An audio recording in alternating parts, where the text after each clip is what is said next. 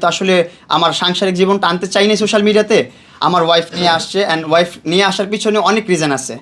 এর পিছনে ওর ফ্যামিলির হাত আছে এক, সেকেন্ড হচ্ছে লিখনের হাত আছে, থার্ড হচ্ছে লালার হাত আছে। আপনারা দেখতেছেন যে কোনো জায়গায় আমার সমস্যা, দুনিয়াতে এত মানুষ নির্যাতিত হইতেছে, ও বলে যে আমি যেখানে নির্যাতন সেখানে আমি লিখন হাজির। তাহলে তুমি এত মানবতার ফেরিওয়ালা, মানবতার ভ্যানগাড়িওয়ালা, তো তুমি ওই মানুষগুলোর পাশে যাও না। শুধুমাত্র মামুনকে যেভাবে ডাবানো যায়, মামুনকে যেভাবে ক্ষতিগ্রস্ত করা যায়, মামুনকে যেভাবে হ্যারাসমেন্ট করা যায়, সেই ক্ষেত্রে তুমি অল টাইম অ্যাক্টিভ থাকো। তাহলে তুমি কোন টাইপের মানবতার ভ্যানগাড়িওয়ালা, এটা তো বোঝা যেতেছে যে পার্সোনালি ব্যক্তিগতভাবে আমাকে অ্যাটাক করতেছে, আমাকে ধ্বংস করতে চাচ্ছে। আপনারা দেখবেন লালার সাথে আমার পরিচয় 2021-এর শেষের দিকে। আমি সোশ্যাল মিডিয়াতে কাজ করি 2018 সাল থেকে, এবং আমি ফ্যামিলি রান করতেছি, আমার ফ্যামিলি আমি চালাই 2018 সাল থেকে। তারপর এখানে 3-4 বছরের একটা গ্যাপ আছে। এর মধ্যে হচ্ছে হুট করে লালাকে আমি আমার একটা ডাহার্ট ফ্যান হিসেবে পাই। ফ্যান হিসেবে পাওয়ার পর আমরা কন্টেন্ট করা শুরু করি, কাজ করা শুরু করি, অনেক মোটা অঙ্কের আর্নিং আসা শুরু হইলো আমার ফেসবুকের অ্যাকাউন্ট থেকে, ফেসবুকের পেজ থেকে, সব জায়গা থেকে স্পন্সর আসা শুরু হইলো।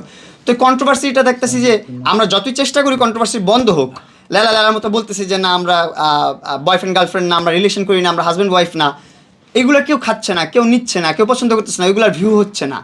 যখনই আমরা একটু নেগেটিভলি করা শুরু করলাম, যখনই বলতে শুরু করলাম হ্যাঁ আমরা বয়ফ্রেন্ড গার্লফ্রেন্ড, আমরা সংসার করি, এটা করি সেটা করি, তখনই মানুষ খাওয়া শুরু করলো। কিন্তু আমরা কিন্তু কখনোই বলি না যে আমরা বিবাহিত মানুষ। শুধুমাত্র কন্টেন্টের ক্ষেত্রে লালার সাথে থাকা হয়েছে, লালার সাথে কন্টেন্টের সম্পর্ক ছিল। ও শুধু ভাইরাল হতে চাইছে, অ্যান্ড ও সাকসেস। আপনারা জানেন পুরো বাংলাদেশে মহিলা কন্টেন্ট ক্রিয়েটর হিসাবে লালাকে সবাই চিনে কম বেশি, এমন কোনো মানুষ নেই যে চিনে না লালাকে। অভিযোগ যতগুলো দিচ্ছে আমার ওয়াইফ, এগুলো আসলে ওর অভিযোগ না। আমি ব্যক্তিগতভাবে ওরে চিনি, অ্যান্ড ওর সাথে আমার সম্পর্ক প্রায় 13 মাসের সম্পর্কে। আমাদের সাংসারিক জীবন হচ্ছে 4 মাসের। ওরে আমি বিয়ে করছি ফেব্রুয়ারি মাসের 14 তারিখ, অ্যান্ড অনেক ভালোবেসেই বিয়ে করছি। আমার ফ্যামিলির অ্যাগেনিস্টে যে আমি বিয়ে করছি, ওর ফ্যামিলির অ্যাগেনিস্টে যে ও বিয়ে করছে। আমার ফ্যামিলি ওর অ্যাকসেপ্ট করে না, ওর ফ্যামিলি আমার অ্যাকসেপ্ট করে না। দেন আমার ফ্যামিলি আমার কারণে আমার সুখের দিয়ে তাকায় সব কিছু অ্যাকসেপ্ট করে নিচ্ছে। আমার ফ্যামিলি কখনো আমাদের সংসারে মানে বাম হাত ঢুকায় নাই। আমাদের সংসার নষ্ট করার পিছনে আমার ফ্যামিলি কোনোভাবে দায়ী না। আমার ফ্যামিলি এমনও হয়েছে যে আমাদের ঝগড়াঝাটির মাঝখানে আমার ফ্যামিলি ইনভলভ হয়ে ঠেকাইতে আইসা, মারামারি থামাইতে আইসা, ঝগড়া শেষ করতে আইসা আমার মা রক্তাক্ত হয়েছে, আমার বোন ব্যথা পাইছে। আমাদের সংসারে যখন ঝগড়াঝাটি হয়, খুনসুটি হয়, তখন হচ্ছে আমার ফ্যামিলি সবসময়, যেহেতু আমি ফ্যামিলি নিয়ে ছোটোবেলা থেকে বসবাস করি ঢাকা শহরে, অ্যান্ড এটা এখন অনেক বড় একটা অভিযোগ হয়ে আসছে, আমার ফ্যামিলি নিয়ে থাকি আমরা, আমার ফ্যামিলি এটা ওটা সেটা অনেক কিছু বলছে। যাই হোক, আমার ফ্যামিলি অনেকবার হচ্ছে যে আমার মারামারি আটকাতে, যে মারামারি থামাইতে, যে ঝগড়া থামাইতে, যে আমার ফ্যামিলি অনেকবার আহত হয়েছে। এর মধ্যে আমার আম্মুর একবার এমন রক্তাক্ত হয়েছে, আমার আম্মুর ঠোঁট কেটে গেছে, মানে মারামারির মাঝখানে ঢুকে থামাইতে যে কেটে, যে একদম রক্ত দিয়ে আমার মার 3 পিস স্যালার কামি সব কিছু ভরে গেছিলো। এত রক্ত ছিল যেটা দেখলে যে কোনো মানে যদি কোনো হার্টের রোগী হয় সে হার্ট অ্যাটাক করে মারা যাবে, এতটুকু রক্ত বের হয়েছে আমার মার।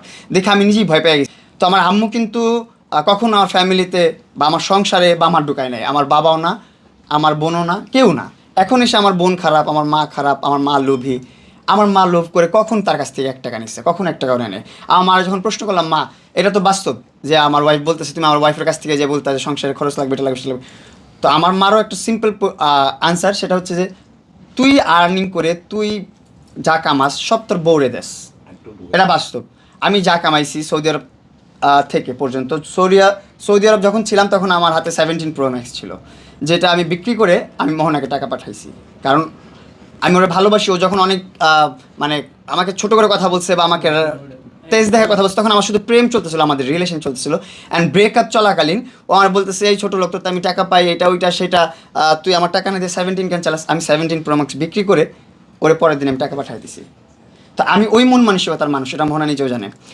আমি টিকটক লাইভ থেকে যত টাকা ইনকাম করছি, ফেসবুক থেকে যত টাকা ইনকাম করছি, সবসময় ওর চাওয়া লাগে নাই কখন। আমি মোহনাকে ট্রান্সফার করে দিচ্ছি ওর ব্যাংকে, যে ঠিক আছে তোমার অ্যাকাউন্টে ট্রান্সফার করে দিচ্ছি, তুমি দেখতে থাকো সংসারে কী লাগে না লাগে, তুমি দেখো সবসময়। সো আমার মা ওই প্রেক্ষেপে হচ্ছে যে মোহনাকে বলতো যে মোহনা বাজার লাগবে, এটা লাগবে, সেটা লাগবে, দ্যাটস ইট। এছাড়া আমার মার পার্সোনাল কোনো নিড ওর কাছে চাইছে, ও যদি প্রমাণ করতে পারে, বা ও যেভাবে বলছে আমি লাখ লাখ টাকা, 30 লাখ 40 লাখ টাকা ওর কাছ থেকে নিয়ে গেছি, ও যদি প্রমাণ করতে পারে কীভাবে নিছি, কেন নিছি, যদি এটা প্রমাণিত হয়, আপনারা যে শাস্তি দিবেন আমি মাথা পেতে নিব। হ্যাঁ, এখন অনেকে বলতে পারে আমরা ভিউয়ার্স হয়ে আমরা হয়ে গেছি এখন বিচারক। আপনারা এখন বিচারক, কিছু করার নাই। আমি